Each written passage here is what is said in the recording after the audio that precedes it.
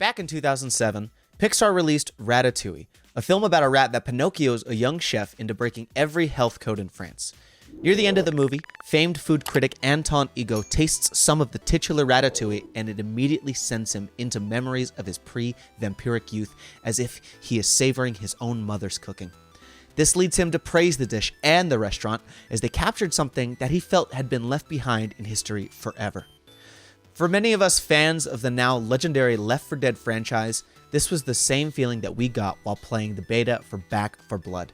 The feeling of fighting off wave after wave of brain-munching baddies ignited something inside of us that we hadn't felt in years. Moving as a team, capturing objectives, holding positions, focusing fire on special Ridden, the name for zombies in the Back 4 Blood universe, all felt so fantastic and fresh, but still somehow heartwarmingly familiar. The game's recruit difficulty, while somewhat of a cakewalk, was still fun, with the challenge amping up appropriately when moving to the game's veteran difficulty, which provided a fun, balanced challenge for those seeking to test their skills a bit further. But, much like any food dish prepared by a rat, there was something lurking underneath the pleasant veneer of the beta that struck on the full release. I'm Christian, aka the PlatinumChin, here for 5-9 Gaming Direct, and this is our review of Back 4 Blood. Back 4 Blood is a first-person co-op shooter featuring roguelike elements. Set in a post-apocalyptic world where the zombie-like Ridden have taken over, the player takes the role of one of 8 cleaners, people who are immune to the infection and are tasked with taking back areas, creating supply lines, and saving other survivors outside of Fort Hope, the camp that's been set up as a colony for the living. As you move through the story, you find yourself going through an old police station, a bar, a library, and even some churches in your quest to help your survivor community and possibly find a way to wipe out the Ridden once and for all. Most of the exposition is delivered during the missions themselves, with the very few short cutscenes sprinkled in here and there throughout the campaign. The story itself is fairly lackluster, which was sort of the case in Left 4 Dead as well. However, here it seems like Turtle Rock did everything they could to keep the content of the story as generic as possible. I'm not going to include any spoilers because I know that some of you might want to experience it for yourself, but it feels like they looked at every B-tier zombie movie and thought, okay, that's good enough for us. While there were some good set pieces throughout the campaign, level design overall felt too repetitive, and that's not even accounting for the fact that some spaces in the game were used multiple times, with little to no variation in the times that the spaces were used. At one point, while playing with my brother, I got up to use the restroom. He and my buddy waited for me, and when I returned, I thought I had started the level that we had already cleared because it starts exactly the same, except that you take a path to the left instead of a path to the right at a certain point. Compare that to the original Halo game. In Halo Combat Evolved, you fight your way to the center of the Halo. Then you fight your way back out, essentially playing all the levels in reverse for a good portion of the game. Now, while the levels are the same ones you went through previously, there are signs of struggle between the warring factions in the game. Bodies litter the ground, there are exploded aircraft and tanks, and you can even see some of the chaos that you left in your wake if the levels are close together. There's none of that in Back 4 Blood. The levels are generic in their appearance and construction, and nothing seems to change unless it's part of a scripted sequence. Character designs feel outdated as well, and the cosmetics that you unlock throughout the game don't do anything that make any character stand out more than, say, Jonesy from Fortnite. The characters' personalities don't really do much to add to this either. Walker is the tough guy, Mom is the hardened older woman, Carly is the angsty 20-something troublemaker, and Evangelo is essentially Jean-Ralphio from Parks and Rec without the sketchy background. None of these characters have particularly poignant moments throughout the story, the closest being some expositional background from Hoffman in the middle school level. With how much storytelling has evolved in video games since The Last of Us, I expected Turtle Rock to up their game when it came to getting us to connect to their characters. Here, it feels like they didn't even match the characterization of the survivors from the Left 4 Dead franchise. This is where we talk about gameplay, and this will be the longest section of this review, because there is a lot to talk about when it comes to Back 4 Blood. At first glance, the Back 4 Blood gameplay is pretty stellar. Turtle Rock definitely put work into tightening up the gunplay from Left 4 Dead 2. Every gun has its own feel, and this was accentuated by our playthrough on the PS5, where haptics made every gun really feel different. Using an axe felt much heavier than a hatchet. A ranch rifle had the feeling of firing with a hair trigger, while a shotgun required a moderately forceful pull to get its shots to come out. Now, the ability to use a sniper to cover long sightlines while your team pushed up, or get into Special Ridden's face with a shotgun to burst them down, also made every weapon feel like it had its place in the meta. And during the first few levels, it felt amazing to find different mods to attach to your guns to patch weaknesses in the weapons, or to play to its strengths. The biggest issue here was the inability to remove those mods once they were attached to a weapon. I feel like this was a conscious decision to make you think about replacing a weapon once you'd invested in it, making it more to your liking. And do you want a stronger weapon, or do you want to keep the one that you have that has improved accuracy, reload speed, and ADS speed? This is the kind of choice that creates pressure on the player. Even when scavenging for weapons is a great idea, but unfortunately, other aspects of the gameplay turn this into an unnecessary burden. Aside from the gunplay, each character has their own role that they might play.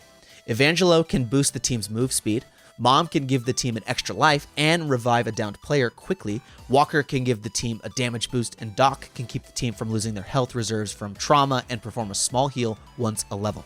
The character attributes can be augmented with the card system, a new rogue-like style system that allows you to collect different power-ups through your playthroughs and create decks that can be used to make runs easier and easier as you go through higher and higher difficulties. Initially, it seems like there will be some awesome endgame build that these cards can give you. Using supply points, the in-game currency earned by completing missions, you can buy more cards through the supply lines and gather more cards to create even more versatile playstyles as you move through the game. You start seeing things like 20% stamina increase, and combine that with a card that heals you on melee kills. Throw those on Evangelo with his personal boost of 25% stamina regen, and you can machete your way through a horde while keeping your health up and thrashing everything that stands in your way. Right? Well, sort of. You see, the stat boosts sound like a lot, but just as you get stat boosts from cards, so do your enemies. These are cards that buff Ridden health or cause Special Ridden to be more aggressive. Some cards cause more birds to spawn, which will draw exponentially more Ridden to you depending on how many flocks you startle at once. And there is definitely not any sort of restriction to what cards might be drawn in a run, which can lead to some near impossible completion scenarios, even on the game's easiest recruit difficulty. In one mission, I drew Corruption Ridden, where about 50% of the normal Ridden that spawned were corrupted and left a pool of acid that lingered on the ground and caused damage over time. This was a mission late in Act 3 of the game, so there were more mobs than usual, which led to the team having to take the mission slower than usual. At the same time, we also drew a card that spawned hordes every 3 minutes, which encourages your team to be as quick as possible. All these cards do is punish the player in every possible way when drawn together, especially in such a late game scenario. On top of that, near the end of the same mission, there's an area where you're funneled into a narrow corridor, having to move together and cover each other while endless hordes attack from all sides until you make it to the safe room at the end of the mission. Now, thankfully, the timed hordes stopped during this chaos, but unfortunately, the corrupted Ridden did not. This meant that aside from the ton of corrupted, normal, and special Ridden spawning endlessly, my team had to move through the entire section constantly taking damage that we could do nothing about. Unceremoniously, our run ended because the game gave us a no-win scenario. We couldn't defeat the Endless Ridden, and we couldn't make it to the end without taking so much damage from the acid on the floor that we expanded our health and revives before reaching the end. This isn't the only major problem with the gameplay, however.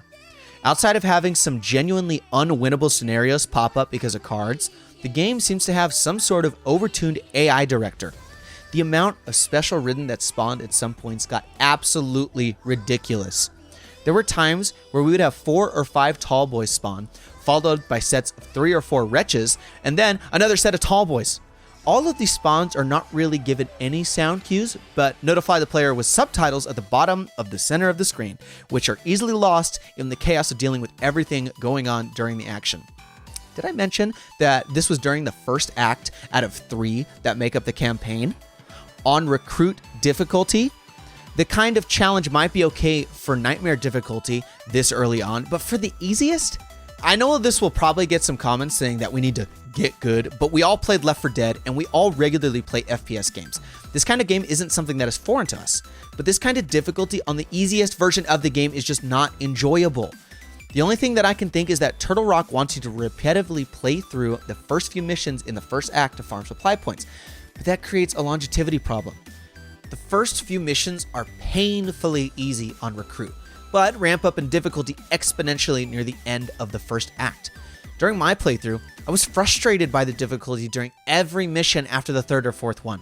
There was never enough ammo, health, or ordnance to handle the onslaught of special and normal ridden thrown at whatever group I was in.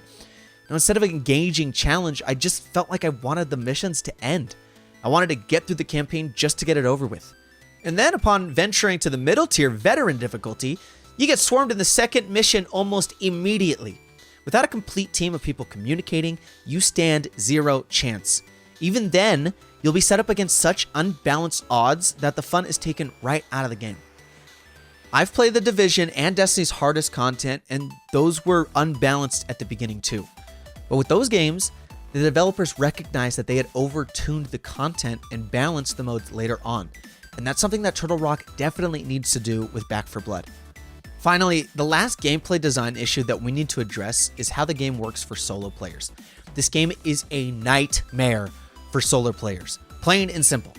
Aside from being another always online game, the game offers no solo mode where you can progress. If you choose to play solo campaign, you are locked from gaining supply points as well as achievements. I assume this is because achievements award supply points, but this incredibly dumb design will alienate a large chunk of solo players. If you are solo, you will need to run through either quick play or create a campaign of your own that others join in order to actually work toward progression in the game.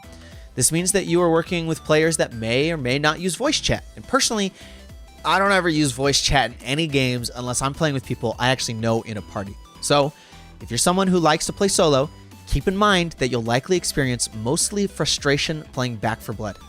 But enough about the gameplay. How does it run? Back 4 Blood runs very well considering all of the spamming of enemies that occur in the game. On PlayStation 5, we were getting a rock-solid 60 FPS in most scenarios, with the exceptions being when there were special riddens, normal hordes, and bosses, and all of us were firing like crazy. At that point, there would be frame dips that were noticeable, but nothing particularly crazy. This might be where the lackluster art design came from. Having simpler environments means less load for when tons of enemies pop up. We weren't able to get through Veteran and didn't even try to proceed to Nightmare, so we can't say whether or not there are frame rate concerns with the added spawns in those modes, but we experienced a very optimized playthrough that performed extraordinarily well. The game also played extremely well when we played the beta back on our PCs, but we did have some issues with performance. There were multiple times when we had really nasty rubber banding, despite being fortunate enough to have really good internet. Sometimes, Ridden would teleport across the screen, making hectic scenarios even more out of control. Teammates might teleport around, meaning that a heal would end unexpectedly, leading to a wasted life. There were also instances of full-blown crashes, leading to the game closing completely and making it so that we had to replay the level all the way for me to unlock the next starting point in my game. They weren't common, but crashing to the main PS5 menu is something I haven't personally experienced in any other game, and I can't help but think it must also be happening on PC, where systems are normalized and different components may cause a myriad of unexpected interactions. But realistically, they didn't impede our progression as much as the aforementioned enemy spawn system. So hopefully with a patch, these issues can be rectified and the netcode can be tightened up. Back 4 Blood has the foundations of a fantastic game. The horde madness that we remember from Left 4 Dead is there, but it's been cranked up to an unfair degree that is really exhausting, and most importantly, not fun in our opinion. While some of the challenges come from the intended swarming and team play that's needed, simply being overwhelmed with an unfair amount of enemies that require teamfire to take down is not the way to challenge the player. Considering the balance that was struck in the beta, we know that Turtle Rock can absolutely get these issues fixed. If they do, you'll have a great game on your hands that rewards teamwork and skilled play. Aside from that, they will also need to work on the card and level interactions so that unwinnable scenarios aren't created. But if you're looking for a new era Left 4 Dead, it's very likely that this is the game for you. It just might not be the game for you at the moment. Give it time, keep up on the updates that drop, and you might be able to snag yourself a gem that takes you back to your youth, like a helping of rat-prepared vegetable stew. We hope you enjoyed this review of Back 4 Blood. If you did, Make sure to hit that subscribe button and ring that bell so you're notified whenever we drop a new video. And leave a comment letting us know if you're getting in on Back 4 Blood's macabre mayhem. From all of us here at 5-9 Gaming Direct, I'm Christian, aka the PlatinumChin, and I'd like to thank you for watching this review. And I will catch you guys next time.